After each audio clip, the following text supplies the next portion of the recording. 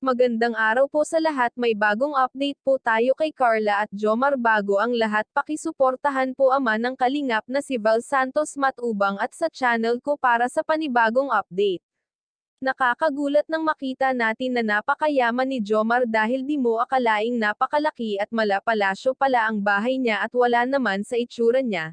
Dahil napakasimple lang nito kahit mga K-boys ay nanibago sa kanilang nakitang bahay ni Jomar, tila ba hindi expected nila ang ganong bahay. Samantala kasama nga rin si Carla sa pagpunta ng bahay ni Jomar. Para makita at marating niya ito at hindi inaasahan na ganon kaganda kaya ni-reveal na ang napakagandang bahay niya. Ano ang pakay nila roon sa pagpunta sa bahay nila Jomar? Bago ang lahat, may isang bagay na natuklasan natin tungkol kay Jomar, marunong rin pala ito sa kusina, at nagawang lutuan si Carla bago gumising. Napaka-maasikaso ni Jomar basta't kay Carla, at siyang ikinatuwa naman ni Carla ang paghanda ng pagkain sa kanya. Totohanan na ba talaga ang ating mga napapanood? May posibilidad na maging totoo dahil walang imposible dahil sa mga tinginan nito ay parang may spark na sa isa't isa. Sa mga nakaraang vlog ay napag-usapan ang panliligaw ni Jomar sa kanya at biglang pinag-usapan ulit nila iyon, subalit biglang nag-iba ang mood ni Carla nang marinig niya ang panliligaw ni Jomar sa kanya. Bakit kaya?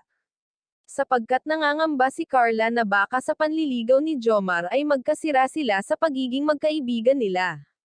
Dahil ayaw niya itong mangyari, kita sa wangis ng mukha ni Carla ang pagkalungkot, subalit di naman ito pinansin ni Jomar at naging positibo lamang.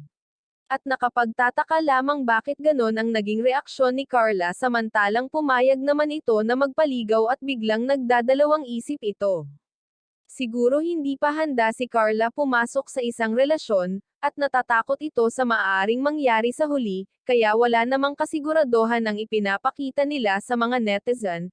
Sana maintindihan rin natin ang gustong mangyari ni Carla, gusto nitong makasiguro sa mga mangyayari sa kanya. Maraming salamat po, pakisuportahan po Kalingap Rab channel at sa aking YouTube channel. Please like, share, subscribe and comment ng inyong mga opinyon. Thank you and God bless.